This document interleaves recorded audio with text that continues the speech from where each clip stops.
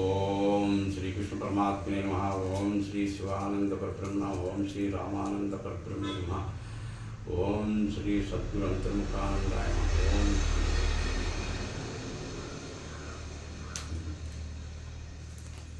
చెప్పండి ఏంటి అంటే దైవం దేవతలు కానీ ఇలా ఉన్న మనకన్నా భిన్నంగా లేరు అంటారు. కానీ భ్రమరాంబిక మాత శ్రీశైలంలో శివాజీ గారికి కటకం ఇచ్చినట్టుగా మన ఆదిశంకరాచార్యులు మన కామాక్షి మాతని గుడిలో చేసినట్టు సార్ మన రామకృష్ణ పరమహంస గారు కాళీమాతని ప్రార్థించిన చేసినట్టు ఇవన్నీ ఉన్నాయి. కానీ దీనికి కొంచెం వివరణిస్తారు. ఇప్పుడు కాళికామాత వేరు, కాళేశ్వరుడు వేరు. ఇప్పుడు కాళికామాత వేరు, కాళేశ్వరుడు వేరు, భ్రమరాంబిక వేరు, శివుడు వేరు అని విష్ణు వేరు, వినాయకుడు వేరు, బ్రహ్మదేవుడు వేరు. ఇలాగ ఒక్కొక్క దేవతకి ఒక్కొక్క రూపాన్ని చెప్పి వాడు వేరు వేరుగా ఉన్నారని చెప్తారు. ఎక్కడ పుస్తక జ్ఞానం, అది వేదాంతము, వేదపరంగా అర్చన మంత్రము. ఓం నమస్తే అస్తు భగవన్ విశ్వేశ్వరాయ మహాదేవాయ త్రయంబకాయ త్రిపురాంతకాయ త్రికాలాగ్నికాలాయ కాలాగ్నిరుద్రాయ నీలకంఠాయ మృత్యుంజయాయ సర్వేశ్వరాయ సదాశివాయ శ్రీమన్మహాదేవాయ నమః అని వేదంలో మంత్రం. ఆ వేదములో ఉండేటువంటి మంత్రమును దేశమంతటా ఆ మంత్రాన్ని జపిస్తారు. ఓం నమః సంభవే చ మయో భవే చ నమః శంకరాయ చ మయస్కరాయ చ నమః శివాయ చ శివతరాయ చ ఓం అంటాం. అలాగనే రాముడు ఉచ్చరించినటువంటి మృత్యుంజయ మంత్రము ఆపత్కాలంలో అంటే కొన్ని విపత్తులు సంభవించేటువంటి కాలంలో కూడా రాముడు జపించినటువంటి మృత్యుంజయ మంత్రం. త్రయంబకం యజామహే సుగంధిం పుష్టివర్ధనం ఉర్వారుకమివ బంధనాత్ ముక్షోర్ముక్షీయమామృతాత్. అంటే మాకు శుభమును చేకూర్చు, బలమును చేకూర్చు, మంచిని చేకూర్చు, అపారమైన శక్తిని ఆయువుని చేకూర్చు అని రాముడు చెప్పారు.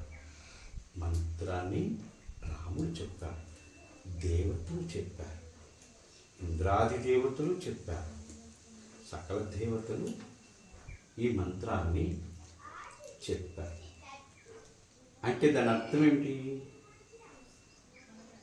వాళ్ళకు కూడా మంచి కావాలి, శక్తి కావాలి, జ్ఞానం కావాలి, పుష్టి కావాలి, ఇవన్నీ కావాలి. మరి మనలాగే వాళ్ళకి కావాలనుకున్నప్పుడు మరి వాళ్ళకి మనకి అప్పుడు తేడా ఉంది. మనకే అది కావాలి, వాళ్ళకు అది కావాలి.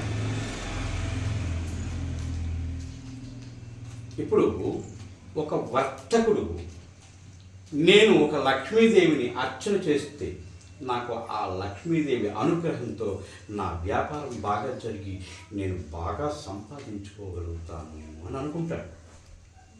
అలాగనే ఎవరికి ఇష్టమైనటువంటి దేవతను వాళ్ళు ఆరాధిస్తారు.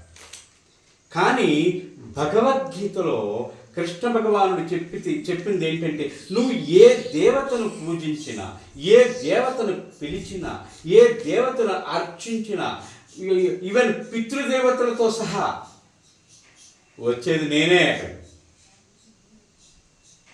వచ్చేది నువ్వు ఏ రూపంలో పిలిస్తే ఆ రూపంలో వచ్చేటువంటిది నేనే, అంటే ఈశ్వరుడే. చతుర్విధా భజంతేమ జనార్చు కృతినోర్జున ఆర్తో జిజ్ఞాసు రద్ధాగ్ది జ్ఞానీచ పరతర్షవ. అంటే ముగ్గురు, ఈ నలుగురు ఎన్ని రకాలుగా ఆచరించినప్పటికీ చివరికి నాలుగవదైనటువంటి జ్ఞాన మార్గాన్ని ఎవడైతే ఆచరిస్తాడో వాడికి ఏది సత్యము ఏది అసత్యము అనే విషయాన్ని వాడు గ్రహించగలుగుతారు. అంతే కదా. అందుచేత సత్యం ఏది అంటే జ్ఞానం. జ్ఞానం ఏం చేస్తే వస్తుంది? యోగ సంధ్యాయతే జ్ఞానం. యోగం చేస్తే జ్ఞానం వస్తుంది. జ్ఞానాత్యోగ ప్రవర్తతి. యోగం జరిగిన వాడికి, యోగం చేసేవాడికి జ్ఞానం కలుగుతుంది. జ్ఞానం కలిగిన వాడికి యోగం జరుగుతుంది. యోగ సంధ్యాయతే జ్ఞానం జ్ఞానాత్ యోగ ప్రవర్తతే యోగ జ్ఞాన పరో నిత్యం. యోగమందు జ్ఞానమందు నిత్యము ఆసక్తి కలిగి ఉన్నవారికి స్థితి కుదురుతుంది. మంత్రములు జపింప మార్గంబు లేదురా బొమ్మల మధ్య దృష్టి పొందవలచి. ఎన్ని మంత్రాలు చదివినప్పటికీ నీకేం ప్రయోజనం లేదు. నీ రెండు కనుబొమ్మల మీద భాగంలో బొట్టు పెట్టుకునే భూమధ్య స్థానంలో దృష్టి నిలుపు. కనుబొమ్మల మధ్య దృష్టి నిలుపు. మంత్రములు జపింప మార్గంబు లేదురా బొమ్మల మధ్య దృష్టి పొందవలచి. మనమును ఊర్ధ్వ దిశకు కొనుపోవుటేదా. నీ మనసును ఊర్ధ్వానికి నిరంతరము తీసుకువెళ్తుంటేనే అక్కడ ఈ ఇడాపింగళ నాడులు రెండు కలుసుకుని ఎక్కడైతే ఆ రెండు కలిసాయో అక్కడ చిన్న మెరుపు వస్తుంది, అంటే ఎర్త్ అవుతుందన్నమాట. అప్పుడు ఒక ప్రకాశం వస్తుంది. ఆ ప్రకాశం ద్వారా నువ్వు జ్ఞానాన్ని పొందుతావు. అందులో జ్ఞానం ద్వారా లయమైపోతావు. అది తప్ప నువ్వు ఏది చేసినప్పటికీ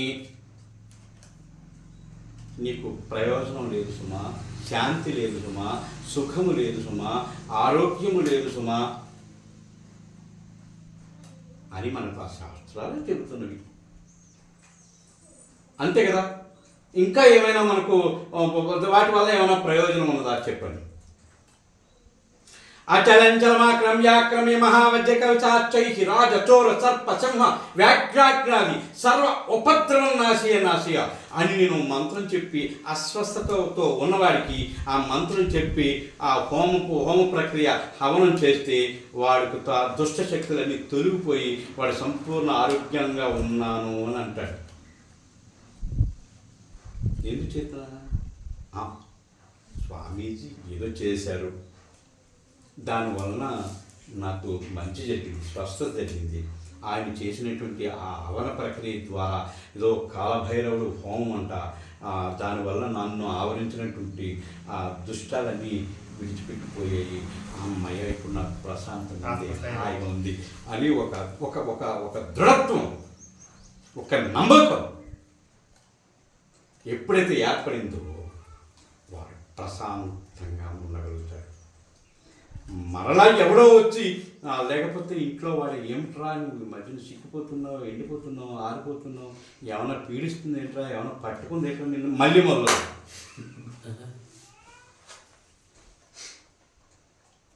అశాంతిలో ఉన్నవాడు శాంతిని పొందేటప్పుడు మరలా ఎవడో అశాంతి పదాలు వాడితే మళ్ళీ అక్కడి నుంచి వాడు అనుమానం, ఏమో నిజమేమో నాకు తెలియట్లేదు, ఎదుటివాడికి తెలిసింది అనే భ్రాంతిలో పడిపోతాడు. ఇప్పుడు భగవద్గీతలో శ్రీకృష్ణ భగవానుడు ఒక చక్కని మాట చెప్పారు. నేను భక్తుణ్ణి భక్తుణ్ణి భక్తుణ్ణి అంటాడు. పక్కనున్నది ఏదో చిన్న శబ్దం, తెలియని శబ్దం ఏదో జరిగినప్పుడు తుళ్ళుకొని భయపడతాడు. ఆ భయానికి ఈ భక్తికి అసలు సంబంధమే లేదు. అసలు భక్తుడనేవాడు భయపడేవాడు భక్తుడే కాదు సుమా అని చెప్పారు. భయపడేవాడు అసలు భక్తుడు కానీ కాదు. నాడు ఎక్కడికో ఊరు చివరకో లేకపోతే కొండ గుహలోకో అరణ్య మంజంలోకో ఎక్కడికో పోయి అనన్యచింతన చేసేవాడికి, అన్యచింతనలోంచి అనన్యచింతనలోకి పోయిన వాడికి అప్పుడు మరి ఈ భయము అవి ఇవి ఈ ఉంటే వాడు ఏమి సాధన చేయగలుగుతాడు? నిర్భయుడు కావాలి. మార్గంలోనికి వచ్చిన వాడు, భక్తి మార్గంలోనికి వచ్చిన వాడు నిర్భయుడు కావాలి. ఏమిటి నేను పోగొట్టుకునేది? శరీరాన్నా?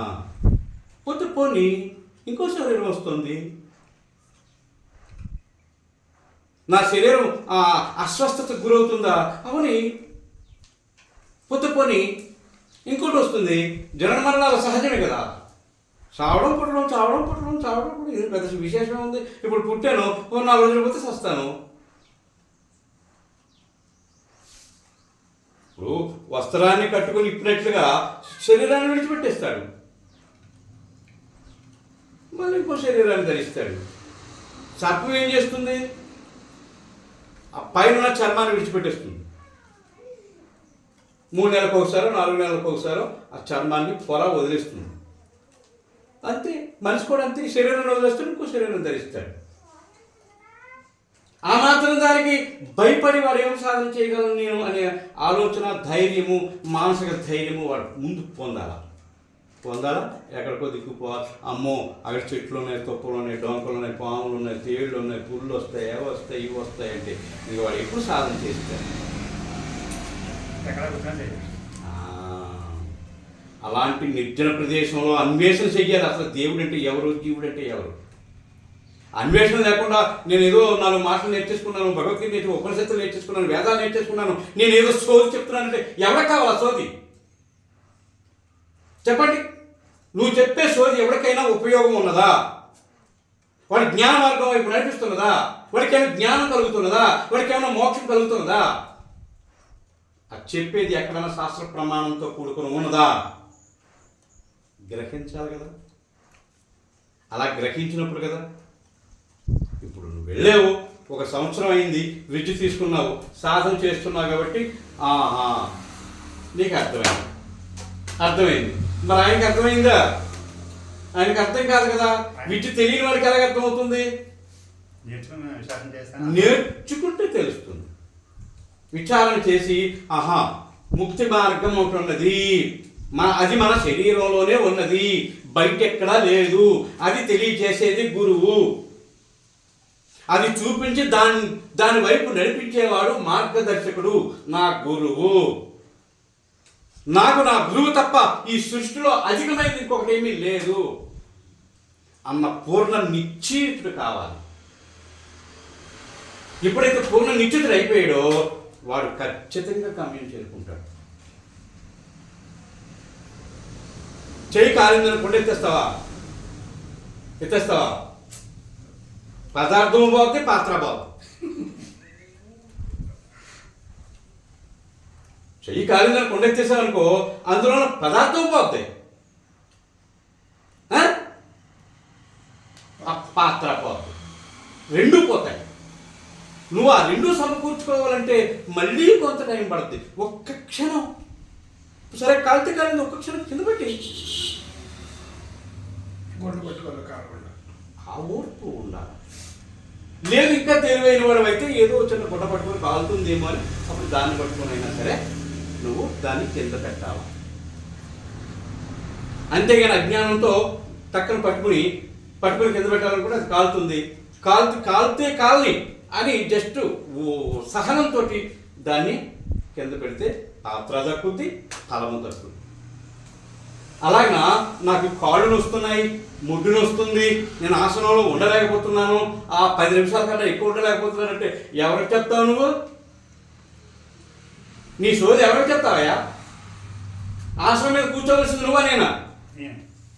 సాధన చేయవలసింది నువ్వా నేనా? జ్ఞానం పొందవలసింది నువ్వా నేనా? మరి నాకెందుకు చెప్తావు? అది అవసరం నీకు. 10th క్లాస్ కుర్రాడో లేకపోతే ఇంటర్మీడియట్ కుర్రాడో ఆ స్కూల్కి వెళ్ళి ఎగ్జామ్ రాసేటప్పుడు అవసరం వాడిని కన్నవాడిదా? వాడిదే కదా.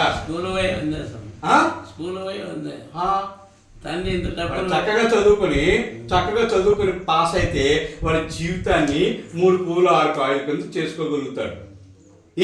వాడు బాబు కోసం చదువుకునేటువంటి చదువులో కూడా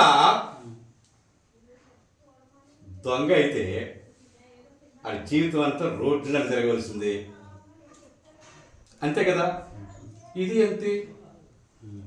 నీ ఉదర పోషణార్థం నువ్వు చేసేటువంటి పని నిమిత్తమే నీవు అంత లేజినెస్ చూపిస్తే నువ్వు తరించడానికి, నీ జన్మ సార్థకం చేసుకోవడానికి తరించేటువంటి మార్గమును గురువుని ఆశ్రయించి ఆ పనిలో ఉన్నప్పుడు నువ్వు ఎంత శ్రద్ధ తీసుకోవాలి, ఎంత సహనం వహించాలి, ఎంత ఓర్పు కావాలి, ఎంత బుద్ధి కుశలత కావాలి. గురువుగారు మీరు చెప్పారు కదండి 2 గంటలు కూర్చోమని, 10 నిమిషాలు అయ్యేసరికి కాళ్ళు వస్తున్నాయండి, కాళ్ళు తిమ్మలేకపోతే చేయలేకపోతే మానే. మీ నాన్న 10 ఎకరాలు భూమి ఇచ్చారండి మీకు, షుగర్ పండించుకొని బ్రతకరాని. నేను దుక్కుతుండలేకపోతున్నాను, వ్యవసాయం చేయలేకపోతున్నాను, నేను పండించలేకపోతున్నాను. ఎవరికి నష్టం? సంవత్సరం ఒక ఎకరం అమ్మేస్తావు, 10 సంవత్సరాలు 10 ఎకరాలు అమ్మేస్తావు, కూర్చొని తినేస్తావు. తర్వాత గొడ్డలు పట్టుకొని అడవికి వెళ్తావా? అప్పుడు కట్టెలు అడుగుతావా? తెచ్చి ఊళ్ళో అమ్ముతావా? అప్పుడు కేజీ బియ్యం కొని ఇంట్లో ఇచ్చి ఉండమని చెప్పి పిల్లలకి చెప్తావా? అది మొదటే ఆ జ్ఞానం తెలుసుకుని, నా తండ్రి ఇచ్చాడు, దీని మీద జాగ్రత్తగా పండించుకుని నేను బ్రతికితే ఇదే నా పిల్లలకి పని చేస్తుంది, నేను కొత్తగా ఏం సంపాదించక్కర్లేదు, మా తండ్రి ఇచ్చింది పాడు చేయకుండా ఉంటే చాలు అనే జ్ఞానం మొదట రావాలి. అలాగన నేను నా గురువు దగ్గర నేర్చుకున్న విద్య ఏదైతే ఉన్నదో నేను దాన్ని విశ్వాసంగా విశ్వసించి నేను సాధన చేస్తే దాని ఫలితాన్ని నేను ఖచ్చితంగా ఈ జన్మలోనే పొందుతాను. అలా పొందగలిగితేనే జన్మ సార్థకం, నువ్వు చేసేదానికి సార్థకం. చక్కగా ఒక స్కూటర్ మీద ఫోటోలు తీసుకుని, ఒక పక్కన బట్టల వ్యాపారం చేసుకొని, స్టూడియో పెట్టుకొని అవుట్డోర్ ఫొటోస్ తీసుకొని ఆ రోజుల్లో రోజుకి 4,000-5,000 రూపాయలు సంపాదించేవాడు 30 సంవత్సరాల క్రితం. నేను వ్యాపారం సడన్గా వదిలేసి ఆ గురువు దగ్గర నుంచి నేర్చుకున్న తొప్పలంట పోయాను.